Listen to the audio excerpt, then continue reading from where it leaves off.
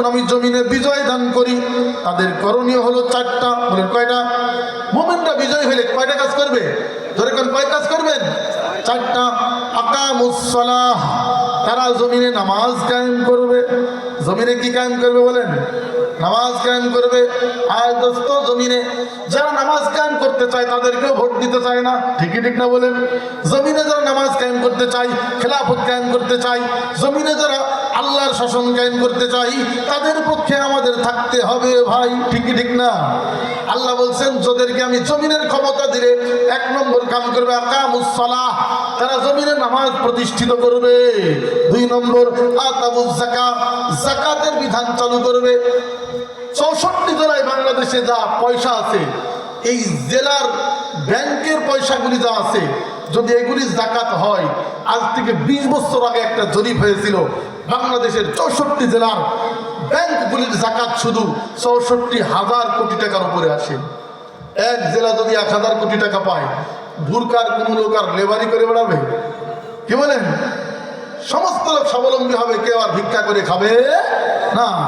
এই জন্য আল্লাহ তাআলা বলেন জমিনে খেলাফত যাদেরকে আমি দিব তাদের 2 নম্বর জিম্মাদারি আতাবুজ যাকাত, তারা যাকাত প্রতিষ্ঠিত করবে, যাকাত দেওয়ার ব্যবস্থা করবে।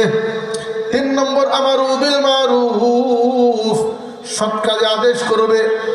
4 নম্বর নাহাউ আনিল মুনকার, অসৎ কাজে বাধা দিবে। দোস্ত, সব জায়গায় ওয়াজ করে কাম হয় না।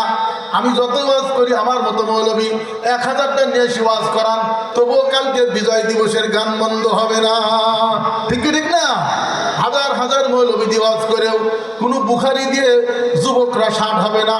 একটা বাখারি বুরকার এক মাথায় মারবেন, একদম গাছের দিয়ে শেষ মাথা পর্যন্ত সমস্ত গানের মঞ্চগুলি ভেঙে চুরমার হয়ে যাবে, ঠিক কি ঠিক না? যুবকরা পালাবে, লুঙ্গি খুলে যাবে, টের পাবে না, কারণ মার আসতেছে। 10টা ছাগল যদি বুরকার কোনো খেতে লাগে, 10টা গরু যদি বুরকার কোনো খেতে লাগে, একটা গরুর পাছায় বাড়ি দিবেন, 9টা ওয়াজ লাগবেন, এমনি পালাবে। তো সিরিয়ালে আমারও আছে, ঠিক ঠিক না? আফগানিস্তান তালেবান সরকার দু একটা ধর্ষককে প্রকাশ্যে পাথরের আঘাত দিয়ে প্রস্তরাঘাতে রজম করে হত্যা করেছে। এগুলি দেখে পুরো দেশের মধ্যে জিনা উঠে গেছে, ঠিক ঠিক না বলেন? এই জন্য আল্লাহ তাআলা বলতেছেন আমারু বিল মারুফ, সৎ কাজে আদেশ করবে, নাহাউ আনিল মুনকার, অসৎ কাজে বাধা দিবে। এটা হলো আল্লাহওয়ালা যারা, নেককার যারা, মুমিন যারা, তারা ক্ষমতায় আসলে এটা বাস্তবায়ন করবে। কি বলেন, ঠিক ঠিক না? এরপর আল্লাহ তাআলা বলেন ওয়ালিল্লাহি আকিবাতুল উমুর, সমস্ত ভালো কাজের প্রতিদান আল্লাহ পাকের জিম্মায় রয়েছে। সুবহানাল্লাহ। তো মুমিনদের বিজয় একরকম, আর জালেমদের বিজয় আর এক রকম। মুমিন আদর্শের বিজয় লাভ করে। আল্লাহর নবী যখন 10,000 সাহাবার বহর নিয়ে আনসার মুহাজিরদেরকে নিয়ে সামনে রেখেছেন সাদ বিন উবাদা, তার হাতে কালিমা খচিত পতাকা, যেই পতাকা তালেবান সরকারের আছে আফগানিস্তান, সেই কালিমা খচিত পতাকা নিয়ে সাদ বিন উবাদা সামনে বুকটান করে বীর দর্পে একদম ফটফট করে জুতা ফেলে যাচ্ছেন বীরের বেশে। সঙ্গে সঙ্গে আবু সুফিয়ানকে যখন দেখা হয়েছে, কারণ আবু সুফিয়ান তো বহু যুদ্ধে মুসলমানদের বিরুদ্ধে নেতৃত্ব দিয়েছিল, এই জন্য সাদ বিন উবাদা তাকে দেখে বলল আলিয়ামা ইয়াউমুল মারহামা, আলিয়ামা ইয়াউমুল মালহামা, আজকে যুদ্ধের দিন, মারের দিন, কাটের দিন, আজকে প্রতিশোধের দিন, আজকে রক্তের হোলি খেলা হবে, রক্তের বন্যা বয়ে দেওয়া হবে, প্রতিশোধের আগুন জ্বলবে। এই কথা শুনে আবু সুফিয়ান তো ভয়ে কামসারা, রসুলকে দেখে বলছে মুহাম্মদ ভাতিজা, বলে কি তোমার সেনাপতি? তখন আল্লাহর নবী বলছেন ভয় নাই, আল-ইয়াওমা ইয়াউমুল মারহামা, আজকে দয়ার দিন, আজকে করুণার দিন, আজকে ক্ষমার দিন। বলেন সুবহানাল্লাহ। এটাই ছিল আল্লাহর নবীর মক্কা বিজয়ের আদর্শ। বলেন সুবহানাল্লাহ। না হলে পাকিস্তান বাংলাদেশের থেকে 4 গুণ বড়। এই 4 গুণ বড় রাষ্ট্র কখনো বাংলাদেশের মতো ছোট রাষ্ট্রের কাছে পরাজিত হতো না, কারণ মানুষ যখন আদর্শের পতন হয়ে যায় তখন তারা প্রকৃতই পরাজয় হয়ে যায়, ঠিক ঠিক না? বাংলাদেশ তাদের কাছে কিছুই না, 4 ভাগের 1 ভাগ আয়তনে, কিন্তু কেন বিজয় হয়েছে? আমার মনে পড়ে যাচ্ছে সেই রোমান সৈন্যদের কথা, যখন রোমান সেনাপতি বলেছিল রোম সম্রাটের কাছে, সম্রাট জিজ্ঞেস করেছিল আনতুম আকসারুন আও আকাল্লুন, তোমরা কি সংখ্যায় কম না বেশি যে তাদের কাছে হেরে গেলে? বলছে নাহানু আকসারুন, আমরা অনেক বেশি, তারা অনেক কম। কিন্তু কেন পরাজয় হলে? বলছে 4 কারণে আমরা পরাজয় হয়েছি, যেই 4 গুণ তাদের ছিল আমাদের নাই। সম্রাট জিজ্ঞেস করছে কি সেই 4টা গুণ?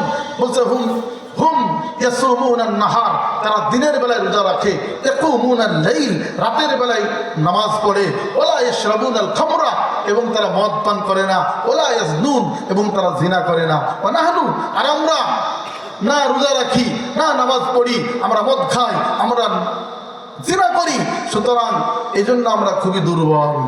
বাদশাহ বলছে হ্যাঁ, এই 4 কারণে তারা বিজয়ী হবে, পৃথিবী তাদের কাছে টিকবে না। বলেন সুবহানাল্লাহ।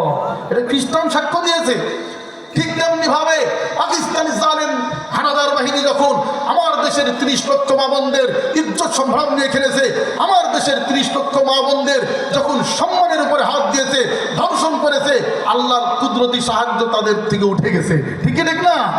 যার কারণে 1971 সালের 16 ডিসেম্বরে রেসকোর্সের ময়দানে বর্তমান সোহরাওয়ার্দী উদ্যানে অস্ত্র জমা দিয়ে তারা আত্মসমর্পণ করে পালাইছে। ঠিক না? এই জন্য আল্লাহ পাক আমাদেরকে বিজয় দান করেছেন। মেরে দোস্ত, তেমনি ভাবে আদর্শবান যদি আমরা মুসলিম জাতি হতে পারি, কিয়ামত পর্যন্ত সমস্ত জালেমরা আমাদের কাছে পরাজিত হবে। ঠিক না? যেমন অনেক জালেম নিকট অতীতে পালাইছে। ঠিক না? এভাবে আরেক জালেমও পালানোর পথে, মোদি জালেম পালানোর পথে। কারণ এই দেশে দোস্ত 1000 বছর মুসলমান শাসন করেছে মুঘল সম্রাটরা, তাদের আদর্শ দেখে কোটি কোটি শত কোটি হিন্দুরা ইসলামী শাসনের ছায়াতলে জীবনযাপন করেছে। ঠিক না? এবং তারা শান্তি নিরাপত্তার সাথে জীবনযাপন করেছে। না হলে এত হিন্দুদের মাঝে মুসলমান শাসকরা কোনোদিন 800 বছর শাসন করতে পারত না, আদর্শের কারণে। ঠিক না? কারণ মুসলমান আদর্শবান। তো বলতেছিলাম, আল্লাহ নবী বলতেছেন আবু সুফিয়ান ভয় পাও না, আল ইয়াউমা ইয়াউমুল মারহামা, আজকে তো ক্ষমার দিন, দয়ার দিন, করুণার দিন। সুবহানাল্লাহ। এক বুড়ি দেখছে পালাচ্ছে, আল্লাহ নবী এদিকে মক্কা ঘুরে ঘুরে দেখছেন, আয়াত পড়ে আকুল জা আল হাক্কুম ওয়া যাহাকাল বাতিল ইন্নাল বাতিলা কানা যাহুকা। নবী এই আয়াত পড়ে পড়ে আনন্দের সাথে পবিত্র মক্কা ভূমি, মায়ের দেশ, বাবার দেশ ঘুরে ঘুরে দেখছেন আনন্দের সাথে। এর মাঝে দেখছেন একজন বুড়ি পালাচ্ছে। ওই যাও আম্মা, তুমি কোথায় যাও? বুড়ি বলছে তুমি কি জানো না আব্দুল্লাহর ছেলে মোহাম্মদ সন্ত্রাসী জঙ্গি, সে 10,000 জঙ্গি নিয়ে মক্কা হামলা করেছে, আক্রমণ করেছে, তার ভয়ে পোলাপান সব পালাইছে পাহাড়ের গুহায়, আমিও দৌড়াইতেছি পাহাড়ের গুহায়, এছাড়া কোনো রাস্তা নাই। আল্লাহ নবী বলছেন বুড়ি মা এমনি তো বৃদ্ধা, আবার আপনার গায়ে হাতের মধ্যে এরকম পুটলা, আবার লাঠি, কেমনে যাবেন? আমি একটু আপনাকে পার করে দিই, চলেন, পৌঁছায় দিই। বুড়ি বলছে না না বাবা, আমার কাছে পয়সা নাই, তুমি আবার কুলিগিরি করে টাকা চাওয়া হবে না, আমার দরকার নাই, কষ্ট করে যাই। আল্লাহ নবী বলছেন অসুবিধা নাই, চলো তোমাকে পৌঁছাই দিই, কোনো টাকা নেওয়া লাগবে নাই। এরপরে বুড়িমাকে তখন গুহায় পৌঁছাই দিয়েছে, ভিতর থেকে সন্তানরা বের হয়ে বলছে আম্মা জান, যেই মোহাম্মদের ভয়ে পাহাড়ের গুহায় পালাইলা, সেই মোহাম্মদের মাথায় কেমনে দিলা পুটলা? আল্লাহু আকবার। এবার বুড়ি একবার নবীর দিক তাকায়, একবার গুহার দিক তাকায়, সন্তানের দিক তাকায়, এরপরে বলে কসম খোদা, যদি ইনি মোহাম্মদ হয়ে থাকে, ইনি সন্ত্রাসী জঙ্গি না। সুবহানাল্লাহ। ইনি কোন সন্ত্রাসী কিনা, জঙ্গি না, ইনি একজন আদর্শবান মহান যুবক। আমি এর কালিমা পড়ে নিলাম, সাক্ষী দিলাম লা ইলাহা ইল্লাল্লাহ মুহাম্মাদুর রাসূলুল্লাহ সাল্লাল্লাহু আলাইহি সাল্লাম। এটা কি আদর্শের বিজয় নয়? কি বলে আদর্শের বিজয় নয়? মুসলমানরা যুগে যুগে আদর্শের বিজয় লাভ করে দোস্ত। এবার আল্লাহর নবী তার উটনির উপরে গোলামের সন্তান উসামা বিন যায়েদকে তুলে নিলেন, কিয়ামত পর্যন্ত পৃথিবীবাসীকে মেসেজ দিলেন, দেখো বিজয়ের আনন্দে আমি গোলামকে ভুলি নাই। উসামা বিন যায়েদ আল্লাহর নবীর পালক পুত্র যায়েদ বিন হারেসার সন্তান। এই গোলামের সন্তানকে আল্লাহর নবী নিজের উটের পিছনে চড়াই নিলেন। এরপরে বেলাল ইবনে আবি রবাহ আর একজন গোলামকে দিয়ে তিনি পবিত্র বাইতুল্লাহ আযান দেওয়ালেন। সুবহানাল্লাহ। পৃথিবীবাসীকে সাম্যের মেসেজ দিলেন, বৈষম্য বিরোধী কাজ করে দেখালেন। আমরা তো বৈষম্য বিরোধী আন্দোলন করি, জুলাই বিপ্লব করি, আর জুলাই সনদ নেওয়ার জন্য ব্যস্ত হয়ে যায়, আর নবীজি বৈষম্য বিরোধী কাজ করে অটোমেটিক দেখাই দিয়েছেন। বলেন সুবহানাল্লাহ। যে দেখো গোলাম আমি নবীর পিছনে বিজয়ের দিনে, দেখো গোলাম আজকে আল্লাহর নবীর মুয়াজ্জিন হিসাবে বাইতুল্লাহর চত্বরে আযান দিচ্ছে। বলেন সুবহানাল্লাহ। এরপরে সবাইকে জমা করে নবী একটা ঐতিহাসিক ভাষণ দিলেন। ঐতিহাসিক ভাষণ দিলেন, যে সমস্ত ঐতিহাসিক ভাষণগুলি আমাদের দেশে স্বাধীনতার দিবসে, বিজয় দিবসে 21শে ফেব্রুয়ারিতে চলতো। এর আগে চলতো না? অনেক ঐতিহাসিক ভাষণ চলতো, কিন্তু আমরা নবীর ঐতিহাসিক ভাষণগুলি চালাই না। আমরা আমাদের নেতাদের ভাষণ নিয়ে ব্যস্ত হয়ে যাই, তাদের ঐতিহাসিক দিনে তাদের ভাষণগুলি চালানো নিয়ে ব্যস্ত হয়ে যায়। আসেন নবীর ঐতিহাসিক ভাষণগুলি, বিজয় হজের ভাষণ, মক্কা বিজয়ের ভাষণ এবং বিভিন্ন প্রেক্ষাপটে নবীর ভাষণগুলি আমরা চর্চা করি। ঠিক ঠিক না? এবার আল্লাহর নবী বিজয় দিবসের বিজয়ের ভাষণ দিলেন। আল্লামা ইবনে কাসির লিখেছেন, নবী বললেন আইয়ুহা ইয়া আহলা মক্কা, হে মক্কাবাসী, আমি মুহাম্মদ বিন আব্দুল্লাহ তোমাদেরই সন্তান, তোমাদের কারো ভাতিজা, তোমাদের কারো নাতি, তোমাদের কারো ভাস্তি, তোমাদের কারো ছেলে, তোমাদের কারো ভাই হই। আমার সম্পর্কে তোমাদের কি ধারণা? মক্কাবাসী বুঝে ইয়া রাসূলুল্লাহ, হে আব্দুল্লাহর ছেলে মুহাম্মদ, অবশ্যই আমরা অপরাধী, 13 বছর জ্বালাইছি, মদিনায় যাওয়ার পরেও ছাড়ি নাই, বিভিন্ন ষড়যন্ত্র এঁটেছি, মনে হচ্ছে আজকে আপনি প্রতিশোধ নেবেন। তবে আমার আশার আলো হচ্ছে, কারণ আপনি ছিলেন আমাদের মাঝে সাদিকুল আমিন, আমানতদার সত্যবাদী, এই জন্য আশার আলো হচ্ছে মনে হয় আপনি আমাদেরকে ক্ষমাও করে দিতে পারেন, কারণ আপনি আমাদের মাঝে ছিলেন সত্যবাদী, আমানতদার এবং উত্তম ভাই ছিলেন, উত্তম ছেলে ছিলেন, কারো উত্তম ভাতিজা ছিলেন। আল্লাহ নবী বললেন, শোনো শোনো, আজকে তোমাদের জন্য একটা বিশেষ ঘোষণা রয়েছে। আমি তোমাদের জন্য আজকে ইউসুফ নবীর মতো, ইউসুফ নবী তার ভাইদেরকে যেমন মিশরের সিংহাসন থেকে বলেছিল, হে আমার ভাইরা, আমাকে কুয়ায় ফেলে দিয়েছিলে, আমাকে হত্যা চেষ্টা করেছিলে, এরপরেও ইউসুফ আলাইহিস সালাম বলেছিলেন একটি কথা, লা তাসরিবা আলাইকুমুল ইয়াউম ইয়াগফিরুল্লাহু লাকুম, কোনো অসুবিধা নাই, কোনো অভিযোগ নাই, তোমাদের সব ক্ষমা করে দিলাম। সুবহানাল্লাহ। নবীজি এই আয়াত পড়ে বললেন, কোনো সমস্যা নাই, আমি তোমাদের ক্ষমা করে দিলাম। আল্লাহু আকবার।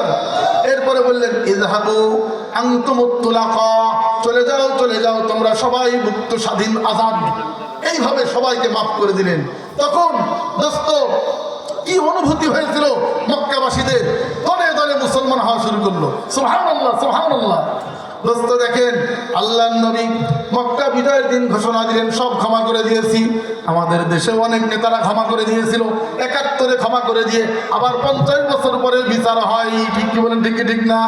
50 বছর পরে অনেকের বিচার হয়, ফাঁসি হয়। 50 বছর পরে অনেকের যাবজ্জীবন হয়। 50 বছর পরে অনেকে ইঞ্জেকশন পুশ করে হত্যা করে দেয়। 50 বছর পরে এইভাবে অনেক বিচার হয়, কি হয় না বলেন?